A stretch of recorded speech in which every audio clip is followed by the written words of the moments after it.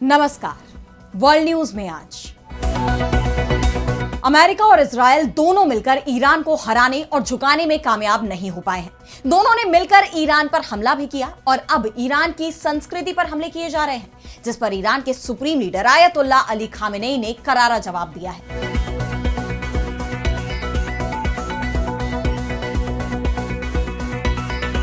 दरअसल अमेरिका के राष्ट्रपति डोनाल्ड ट्रंप और उनके विदेश मंत्री ने मुसलमानों के खिलाफ तीखी बयानबाजी की, जिसे लेकर खामेनेई ने कहा कि महिलाओं को इस्लाम देता है आजादी, तो दूसरी तरफ अमेरिका और पश्चिम महिलाओं को भोग की वस्तु मानता है।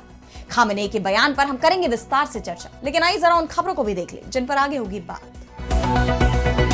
अमेरिका के राष्ट्रपति डोनाल्ड ट्रंप का दावा, यूक्रेन के साथ जंग रोकना चाहते हैं पुतिन। एक दिन पहले ही ट्रंप के दूतों ने की थी पुतिन के साथ बैठक। पाकिस्तान में आर्मी चीफ कौन, उठने लगे सवाल। आसिम मुनीर का कार्यकाल हो चुका है खत्म, सीडीएफ को लेकर तस्वीर अभी तक नहीं हुई साफ। गजा में एक बार फिर इजरायल ने तोड़ा सीज फायर। इजरायल ने की एयर स्ट्राइक, आधा दर्जन से ज्यादा बेकसूरों की गई जान।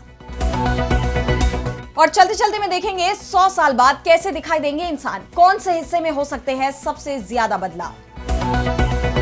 इन सभी खबरों पर हम विस्तार से करेंगे बात, लेकिन पहले एक नजर हेडलाइंस पर। आज से भारत दौरे पर रूस के राष्ट्रपति पुतिन। पीएम मोदी के साथ करेंगे 1-to-1 मीटिंग। 10 इंटर गवर्नमेंटल और 15 कमर्शियल डील पर होगी चर्चा।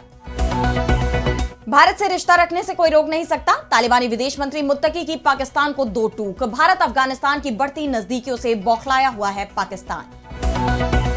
H-1B वीजा पर ट्रंप प्रशासन ने बढ़ाई सख्ती। व्हाइट हाउस के पास गोलीबारी के बाद आवेदकों की ज्यादा जांच करने का दिया आदेश। भारतीयों पर होगा बड़ा असर। उत्तर कोरिया में ड्रोन के पर्चे गिराने के मामले में दक्षिण कोरिया के राष्ट्रपति म्यूंग का बयान। बोले, उत्तर कोरिया से माफी मांगना चाहता हूं, लेकिन मौजूदा माहौल में ऐसा करना मुश्किल। तो ईरान की संस्कृति को लेकर पश्चिमी देशों की तरफ से लगातार हमले किए गए हैं, खासतौर पर महिलाओं के लिए हिजाब को जरूरी बनाने पर। इसके साथ ही इस्लाम के खिलाफ भी अमेरिका और यूरोपीय देशों की तरफ से सख्त टिप्पणियां लगातार की जा रही हैं। हाल ही में अमेरिकी विदेश मंत्री ने कट्टर इस्लाम को दुनिया के लिए खतरा तक बता दिया, तो अमेरिका के राष्ट्रपति डोनाल्ड ट्रंप महिलाओं के हिजाब पहनने पर आपत्ति जताते रहे हैं, जिसे लेकर अब ईरान के supreme leader ayatollah Ali Khamenei का बयान सामने आया है। उन्होंने ईरान में महिलाओं के लिए लागू सख्त ड्रेस कोड का पुरजोर समर्थन करते हुए इसे जायज ठहराया है। खामेनेई ने हिजाब कानून का समर्थन करते हुए कहा कि किसी भी समाज का पहला दायित्व है कि वो सामाजिक व्यवहार और परिवार के अंदर न्याय सुनिश्चित करे। इसीलिए सरकारों की जिम्मेदारी है कि वे एक महिला की सुरक्षा, गरिमा और सम्मान की रक्षा करें। पश्चिमी पूंजीवादी व्यवस्था महिलाओं को वस्तु में बदल देती है और उनकी गरिमा को ठेस पहुंचाती है। पूंजीवादी तर्क महिलाओं की गरिमा को रौंद डालता है और नष्ट कर देता है। पश्चिम में महिलाओं का उपयोग भौतिक शोषण के लिए किया जाता है और उन्हें अक्सर समान काम के लिए पुरुषों की तुलना में कम भुगतान किया जाता है, जबकि इस्लाम में महिलाओं के पास आजादी, आगे बढ़ने और प्रगति करने की क्षमता और एक पहचान बनाने का मौका है, जो पूंजीवादी समाजों में नहीं है। खामेनेई ने इस्लामी ग्रंथों और हदीसों का हवाला देते हुए कहा कि महिलाएं घर में एक फूल की तरह हैं, जिन्हें घरेलू मजदूर की तरह माने जाने के बजाय देखभाल और सम्मान की जरूरत है। उन्होंने अपने सोशल मीडिया प्लेटफॉर्म पर लिखा कि कुरान में मरियम यानी मैरी और फिरौन की पत्नी जैसी शख्सियतों को पुरुषों और महिलाओं दोनों के लिए आदर्श के रूप में प्रस्तुत किया गया है। ये उदाहरण बताते हैं कि इस्लाम किस प्रकार महिलाओं को सम्मान और आध्यात्मिक दर्जा प्रदान करता है।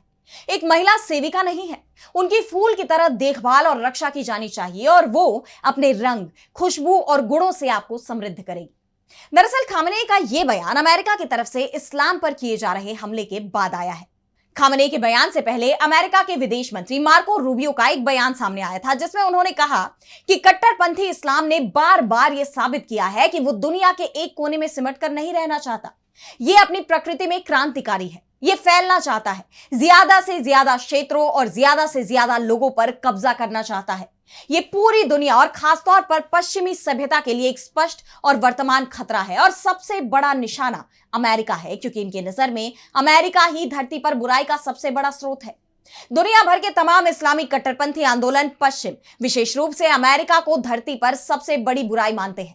उनका प्रभाव बढ़ाने के लिए ये समूह किसी भी हद तक जा सकते हैं, जिसमें आतंकवाद भी शामिल है। अमेरिका में होने वाले अधिकांश आतंकी हमले इन्हीं कट्टरपंथी इस्लामी विचारधाराओं से प्रेरित होते हैं। तो वहीं अमेरिका के राष्ट्रपति डोनाल्ड ट्रंप ने भी इस्लाम पर कई बार तीखी टिप्पणियां की हैं। उन्होंने तो अमेरिका में डेमोक्रेटिक सांसद इल्हान उमर के पहनावे तक पर आपत्ति जताई है और कहा कि वो हिजाब में लिपटी रहती है। ट्रंप को उमर का हिजाब पहनना पसंद नहीं आता है और अब ईरान ने अमेरिका और पश्चिम को मुस्लिम विरोधी करार देने के साथ ही यह भी कहा है कि ये देश महिलाओं को सिर्फ भोग की वस्तु मानते हैं। और अब बढ़ते हैं अगली खबर की तरफ, जहां हम बात करेंगे पाकिस्तान की। तो पाकिस्तान में कोई नहीं जानता कि इस वक्त सेना का चीफ कौन है और इसका कारण है कि सेना चीफ असीम मुनीर का कार्यकाल 29 नवंबर को ही खत्म हो चुका है। उनका ना तो कार्यकाल बढ़ाया गया है और ना ही चीफ ऑफ डिफेंस फोर्सेस यानी सीडीएफ के पद पर उनकी नियुक्ति की गई है। इसे लेकर अभी तक सरकार की तरफ से कोई नोटिफिकेशन जारी नहीं हुआ है। अब सवाल ये उठ रहे हैं कि क्या शहबाज शरीफ मुनीर को सीडीएफ पद नहीं देना चाहते? सीडीएफ एक ऐसा पद है जो मुनीर को आर्मी, नेवी और एयरफोर्स का कंट्रोल देगा। पाकिस्तानी आर्मी के सीडीएफ बनते ही मुनीर पाकिस्तान के सबसे ताकतवर शख्स बन जाएंगे। सीडीएफ के तौर पर मुनीर को प्रमोशन में दखल की ताकत मिल जाएगी। यहां तक कि प्रधानमंत्री और पाकिस्तान के सुप्रीम कोर्ट भी उन्हें उनके पद से नहीं हटा पाएंगे। मुनीर की कुर्सी भी 2030 तक और उसके बाद 2035 तक भी बनी रह सकती है। यानी मुनीर पाकिस्तान में सरकार से भी ज्यादा ताकतवर बन जाएंगे और यही वजह है कि शहबाज सरकार उन्हें सीडीएफ बनाने का नोटिफिकेशन जारी नहीं कर रही है। इस बीच मुनीर के खिलाफ सेना के अंदर ही मोर्चा खुल गया। पाकिस्तान के वायुसेना प्रमुख एयर मार्शल जहीर अहमद बाबर सिद्धू ने दावा किया है कि भारत के साथ 4 दिन तक चली जंग को वायुसेना ने लीड किया था। आधुनिक युद्ध अब वायुसेना के दम पर ही जीते जा सकते हैं, इसलिए सीडीएफ पद पर मुनीर नहीं बल्कि मेरा दावा सबसे ज्यादा मजबूत है। सिद्धू ने हाल ही में शहबाज शरीफ से भी इसे लेकर मुलाकात की है। साफ है मुनीर के लिए राह आसान नहीं है, लेकिन सवाल ये भी उठ रहे हैं कि क्या पीएम शहबाज मुनीर को रोक पाएंगे। दरअसल जेल में बंद पाकिस्तान के पूर्व पीएम इमरान खान का इसे लेकर बयान सामने आया है, जिसमें उन्होंने कहा है कि मुनीर खुद को इंटरनेशनल मुजाहिद यानी लड़ाका दिखाने और वेस्टर्न सपोर्ट पाने के लिए जानबूझकर अफगानिस्तान के साथ टेंशन बढ़ा रहे हैं। वो अफगानिस्तान के साथ जंग का माहौल तैयार कर रहे हैं। इमरान की बहन का कहना है कि मुनीर भारत के साथ भी जंग चाहते हैं, जिससे पाकिस्तान की सरकार पूरी तरह से उनके कंट्रोल में रहे। यानी मुनीर पर चारों तरफ से हमले हो रहे हैं। यहां तक कि अमेरिका में तो कांग्रेस के 49 सांसदों ने विदेश मंत्री मार्को रूबियो को पत्र लिखा है, जिसमें कहा गया है कि मुनीर ने पाकिस्तान में लोकतंत्र को खत्म कर दिया है, इसलिए उनके अमेरिका में प्रवेश पर प्रतिबंध लगाया जाना चाहिए। वैसे अमेरिका के राष्ट्रपति डोनाल्ड ट्रंप मुनीर के बड़े प्रशंसक हैं। ऐसे में क्या अमेरिकी सांसदों की ये अपील ट्रंप मंजूर करेंगे, ये देखना होगा। और अब अगली खबर में बात करेंगे रूस यूक्रेन युद्ध की। तो अमेरिकी राष्ट्रपति डोनाल्ड ट्रंप जो लगातार इस युद्ध को खत्म करवाने की कोशिशों में जुटे हुए हैं, अब उनका कहना है कि यूक्रेन में शांति का रास्ता अभी साफ नहीं है। लेकिन वो ये बात भी कह रहे हैं कि रूस के राष्ट्रपति पुतिन शांति चाहते हैं, जिसके बाद सवाल ये उठ रहे हैं कि क्या अब इस रास्ते में यूक्रेन बाधा बन रहा है। दरअसल ट्रंप का यह बयान रूस में अमेरिकी अधिकारियों की राष्ट्रपति पुतिन से मुलाकात के बाद आया है। ट्रंप के खास दूत स्टीव विटकॉफ के साथ पुतिन की यह बैठक वैसे तो बेनतीजा रही। रूस ने कहा कि अमेरिका की कुछ बातें रूस मानने को तैयार है, लेकिन कई सुझाव ऐसे हैं जिन पर सहमति नहीं बन पाई है। इसके अलावा पुतिन ने तो यूरोपीय देशों पर ट्रंप के प्लान में बाधा डालने के आरोप लगाते हुए उन्हें खुली चेतावनी भी दी है कि हम यूरोप से युद्ध नहीं चाहते, लेकिन अगर यूरोप युद्ध शुरू करता है तो हम भी तैयार हैं। जिसके बाद इस क्षेत्र में शांति स्थापित करना और भी ज्यादा जरूरी हो गया है। नहीं तो आने वाले वक्त में रूस यूक्रेन युद्ध में यूरोप भी शामिल हो सकता है, इसकी आशंका जताई जा रही है। ऐसे में राष्ट्रपति ट्रंप ने इस बैठक को लेकर उम्मीदें जताई हैं। उन्होंने इस बैठक को काफी अच्छा बताया, लेकिन इसके बाद आगे क्या, इस सवाल का जवाब ट्रंप के पास भी नहीं था। ओवल ऑफिस में पत्रकारों से बात करते हुए ट्रंप ने कहा कि मैं ये नहीं बता सकता कि इस बैठक का क्या नतीजा निकलेगा, क्योंकि बातचीत के लिए 2 लोगों की जरूरत होती है। मुझे नहीं पता कि रूस क्या कर रहा है। मैं इतना कह सकता हूं कि मेरे सलाहकारों की राष्ट्रपति पुतिन से काफी अच्छी मीटिंग हुई है। हम आगे पता लगाएंगे। ये वो युद्ध है जिसे कभी शुरू ही नहीं होना चाहिए था। इस बीच संयुक्त राष्ट्र में भी एक प्रस्ताव पेश किया गया। यूक्रेन, कनाडा और यूरोपीय संघ की तरफ से तैयार किए गए इस प्रस्ताव में रूस से मांग की गई है कि वो 2022 में मॉस्को की तरफ से युद्ध शुरू करने के बाद से यूक्रेन से जबरन ट्रांसफर किए गए या निर्वासित किए गए सभी यूक्रेनी बच्चों की तत्काल, सुरक्षित और बिना शर्त वापसी सुनिश्चित करे। अमेरिका सहित 91 देशों ने इस प्रस्ताव का समर्थन किया है, जबकि रूस और 11 अन्य देशों ने इसके खिलाफ मतदान किया और 57 देशों ने मतदान में भाग ही नहीं लिया। वोटिंग के दौरान रूस ने कहा कि प्रस्ताव के पक्ष में हर वोट झूठ, युद्ध और टकराव का समर्थन है। इसके विरोध में हर वोट शांति के पक्ष में वोट है। और इन सब के बीच दोनों देशों की तरफ से हमले भी जारी हैं। रूसी रक्षा मंत्रालय ने दावा किया है कि उनकी सेना ने यूक्रेन के दक्षिण पूर्वी जापोरोजिया क्षेत्र के चेरवोन गांव पर कब्जा कर लिया है। यानी रूसी सेना लगातार यूक्रेन में अपना कब्जा बढ़ाते जा रही है, जिससे यूक्रेन पर संकट बढ़ता जा रहा है। अब सबकी नजरें ट्रंप के पीस प्लान पर टिकी हुई हैं। और अब अगली खबर में बात करेंगे गजा में इजरायल की एयर स्ट्राइक की। तो आधिकारिक तौर पर गजा में युद्ध विराम लागू है, लेकिन इजरायल की तरफ से बार बार इसका उल्लंघन हो रहा है। इजरायली सेना ने एक बार फिर गजा पर हमला बोल दिया है। बीती रात आईडीएफ ने गजा में भीषण एयर स्ट्राइक कर दी, जिसमें 7 लोगों के मारे जाने की खबर है। इजरायली हमलों की जानकारी देते हुए गजा के नागरिक सुरक्षा प्रवक्ता महमूद बसल ने कहा कि अल-मवासी में इजरायली मिसाइल हमले में 2 बच्चों सहित 5 नागरिक मारे गए और अन्य घायल हो गए, जिनमें से कुछ गंभीर रूप से घायल हैं। घायलों का इलाज कर रहे डॉक्टर्स ने बताया कि पीड़ितों में 2 फलस्तीनी शामिल हैं, जो उत्तरी गजा शहर के जीतून इलाके में इजरायली गोलीबारी में मारे गए, जबकि 5 लोग दक्षिणी अल-मवासी शिविर पर हमलों में मारे गए। अल-मवासी में बम विस्फोट से आग लग गई, जिसने कई तंबुओं को अपनी चपेट में ले लिया। इजरायल का कहना है कि उसने यह हमला हमास के लड़ाकों के खिलाफ जवाबी कार्रवाई के तौर पर किया है। इजरायल के प्रधानमंत्री बेन्यामिन नेतन्याहू ने कहा कि हमास ने बीते दिन सीजफायर का उल्लंघन किया।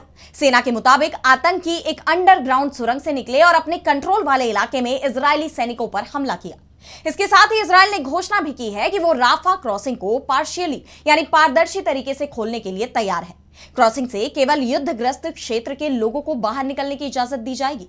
यानी जो गजा छोड़ने के लिए तैयार है, उनके लिए इजरायल राफा क्रॉसिंग खोलने को तैयार हो गया है, जिसके बाद उसकी मंशा पर भी सवाल उठ रहे हैं कि क्या इजरायल जानबूझकर गजा में हमले कर रहा है, ताकि लोग जो वहां शांति का इंतजार कर रहे हैं, उनकी सारी उम्मीदें टूट जाए और आखिरकार वो गजा छोड़ने पर मजबूर हो जाए।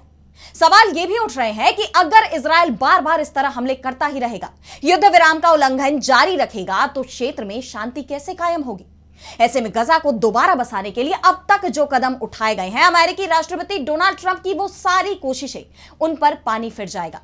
गजा के अधिकारियों के मुताबिक 10 अक्टूबर को युद्ध विराम लागू होने के बाद से इजरायली सेना ने कम से कम 591 बार इसका उल्लंघन किया है, जिसमें कम से कम 360 फलस्तीनी मारे गए और 922 अन्य लोग घायल हुए हैं। इजरायल के इस हालिया हमले पर हमास भी भड़क गया है। इस हमले की कड़े शब्दों में निंदा करते हुए हमास ने कहा कि यह एक युद्ध अपराध है, जो इजरायल की तरफ से युद्ध विराम समझौते की अवहेलना को दर्शाता है। हमास ने सभी मध्यस्थों मिस्र, कतर और अमेरिका से इजरायली सेना पर लगाम लगाने की मांग की है, जिसके बाद से इस क्षेत्र में तनाव और बढ़ गया है। इजरायल के खिलाफ अंतरराष्ट्रीय स्तर पर कार्रवाई की मांग जोर पकड़ती जा रही है। अब देखना यह होगा कि क्या इजरायल के खिलाफ कोई एक्शन होगा। और अब चलते चलते मैं बात करेंगे 100 साल बाद कैसे दिखेंगे इंसान। तो अपने आने वाले कल को लेकर लोग अक्सर ही चिंता में रहते हैं कि हमारा भविष्य कैसा होगा। कई सवाल उठते हैं। इंसानों की तरफ से कई कोशिशें की जाती हैं अपने भविष्य को सुरक्षित रखने की, अपने आप को सुंदर बनाने की। कई लोग तो अपने चेहरे की प्लास्टिक सर्जरी तक करवाते हैं ताकि वो सालों तक जवान दिख सके। और अब एक नई रिसर्च में भविष्य को लेकर बड़ा खुलासा हुआ है, जिसने विज्ञान जगत में तो हलचल मचाई ही है और साथ ही लोग भी काफी हैरान हैं। हालिया वैज्ञानिक रिसर्च के मुताबिक अगले 100 सालों में इंसान आज की तुलना में काफी अलग दिखाई दे सकते हैं। बदलता जलवायु, बढ़ती टेक्नोलॉजी और लगातार जारी इवोल्यूशन मानव शरीर में बड़े बदलाव ला सकता है। वैज्ञानिकों को ऐसे संकेत मिले हैं कि भविष्य में इंसानों की हड्डियां शार्क के कार्टिलेज जैसी मजबूत और बेहद लचीली हो सकती हैं। न्यूरोसाइंटिस्ट डीन बर्नेट का कहना है कि आने वाले समय में हड्डियां शॉक को बेहतर तरीके से झेल पाएंगी, जिससे चोट और फ्रैक्चर कम होंगे। 2023 में किए गए 31,000 स्केलेटल एक्सरे के एआई आधारित विश्लेषण में ऐसे जीन पहचाने गए हैं जो हड्डियों को फ्लेक्सिबल बनाते हैं। और साथ ही 2025 की जेनेटिक रिपोर्ट बताती है कि कुछ जीन वेरिएंट कंधों की चौड़ाई और पैरों की लंबाई तक बदल सकते हैं। शेफील्ड यूनिवर्सिटी के डॉक्टरों के मुताबिक मानव दांतों में भी बड़ा बदलाव संभव है। इंसान भविष्य में दांतों को नई आकृति देने या पूरी तरह से रीजनरेट करने में सक्षम हो सकते हैं। वहीं जेनेटिक रिसर्च के आधार पर अनुमान लगाया जा रहा है कि अगले 100 सालों में इंसान आज की तुलना में और ज्यादा लंबे हो सकते हैं। इसके अलावा 2023 की एक स्टडी बताती है कि इवोल्यूशन दिमाग को सुपर कंप्यूटर जैसी क्षमताएं देने की दिशा में ले जा रहा है। 2024 और 2025 की स्टडीज बताती हैं कि आने वाले वक्त में इंसान वर्किंग मेमोरी को न सिर्फ तेज कर सकेंगे, बल्कि इसे बाहरी माध्यमों पर भी स्टोर कर पाएंगे। भविष्य में इंसानों की त्वचा भी बदल सकती है। तनाव, शर्म या उत्साह महसूस होने पर त्वचा का रंग बदल सकता है। अब इस खुलासे ने सभी को चौंका दिया है और आने वाले वक्त में ऐसे कई खुलासों पर हमारी नजरें बनी रहेंगी। लेकिन फिलहाल आज इस वर्ल्ड न्यूज में इतना ही। देश दुनिया की तमाम बड़ी खबरों के लिए आप देखते रहिए डीवी लाइव और मुझे दीजिए इजाजत। नमस्कार।